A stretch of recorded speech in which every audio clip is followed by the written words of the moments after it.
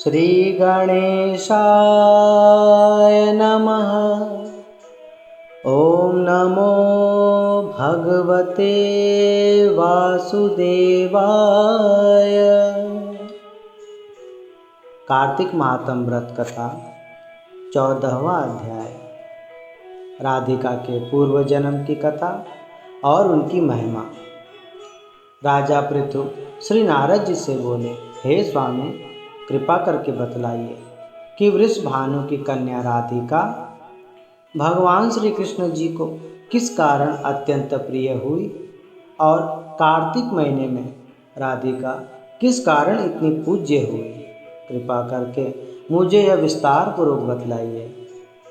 श्री नारद जी बोले, हे राजन, प्राचीन समय में हर्षशोण नाम का राजा पांचाल देश में अनंत धन खर्च करके एक अत्यंत सुंदर और महाशोभनीय भगवान श्री विष्णु जी का मंदिर बनवाया और मैंने ही वहां जाकर अपने हाथों से भगवान श्री विष्णु जी की मूर्ति की स्थापना की थी।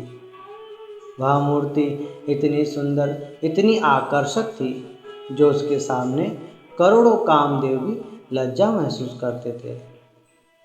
उस मूर्ति की महिमा अकथनीय थी।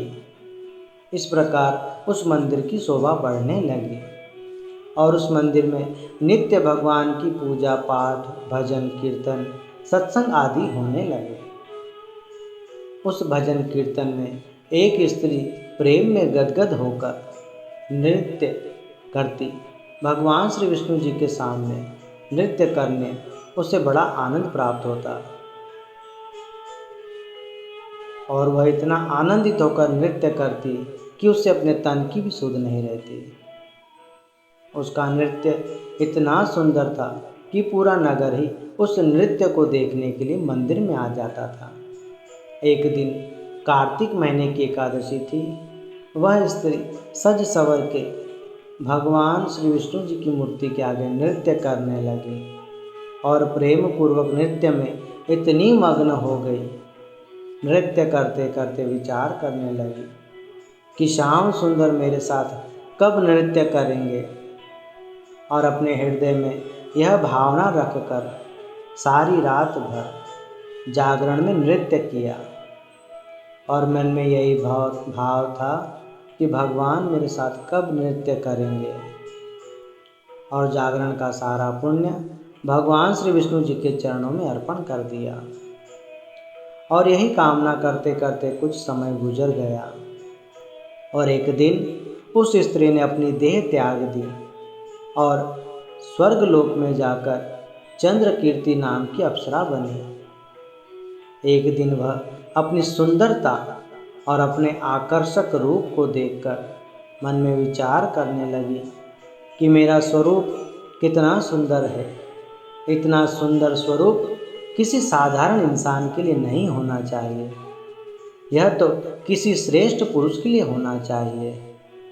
मैंने पूर्व जन्म में जिससे प्रीत लगाई थी, जिससे प्रेम किया था, यह स्वरूप तो उसी के लायक है। इसलिए मैं किसी और को अपना पति धारण नहीं करूँगी।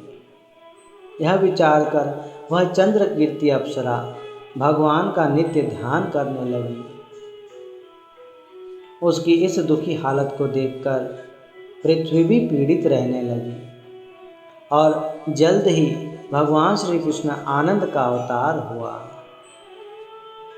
श्री ब्रह्मा जी चंद्रकीर्ति की भक्ति से प्रसन्न होकर वरदान दिया कि हे चंद्रकीर्ति, तुमने ब्रह्मचर्य व्रत धारण कर हमेशा भगवान का ध्यान किया है। तुमने भगवान की बहुत भक्ति की है और हमेशा मन में तुम्हारी यही कामना थी कि भगवान मुझ संग नृत्य कब करेंगे। इसलिए अन्य ब्रज गोपियों से भी अधिक प्रीत भगवान की तुमसे ही होंगी और भगवान तुम्हारे साथ नृत्य करेंगे। यह तुम्हारी मनोकामना जल्द पूर्ण होंगी। वृषनाथ गोप जो ब्रज में रहते थे, उनके घर में यह चंद्रकीर्ति राधिका नाम से कन्या बनकर उत्पन्न हुई। एकादशी के दिन जागरण में नृत्य के पुण्य प्रताप से भगवान प्रसन्न होकर और ब्रह्मा जी के वचनों को सत्य करने के लिए भगवान श्री कृष्ण वृंदावन में अवतार धरकर श्री राधिका के साथ और अन्य गोपियों के साथ रास रचाया। राधिका को अपने हृदय में धारण किया और राधिका के साथ नित्य नृत्य करने लगे। भगवान श्री कृष्ण राधिका से बोले, राधा तो वडभागनी, कौन तपस्या की, 3 लोक 14 भवन, पति तेरे अधीन। हे राधिका, तुमने कौन सी तपस्या की है जो तीनों लोकों और 14 भवनों के स्वामी आज तुम्हारे अधीन है। देखिए, भगवान न माया के भूखे हैं और न माल खजाने के, वह तो सिर्फ अपने भक्तों के प्रेम के भूखे हैं, उनके भाव के भूखे हैं। जैसे राधा ने प्रेम करके भगवान को अपना बना लिया, उसी प्रकार संसारी जीव को भी प्रेम से ही भगवान को अपना बनाना चाहिए। प्रेम के कारण ही राधा श्याम सुंदर जी को अत्यधिक प्रिय है और सदा उनके हृदय में निवास करती है। इसलिए प्यारे, कार्तिक के महापवित्र महीने में भगवान का खूब भजन करना चाहिए, उनकी कथा श्रवण करनी चाहिए, व्रत रखना चाहिए, दान पुण्य अपने सामर्थ्य अनुसार करना चाहिए। भगवान की पूजा पाठ करने से उनके चरणों में प्रीत बढ़ती है और भगवान इससे अत्यंत प्रसन्न होते हैं और उनकी सभी मनोकामनाएं पूर्ण करते हैं।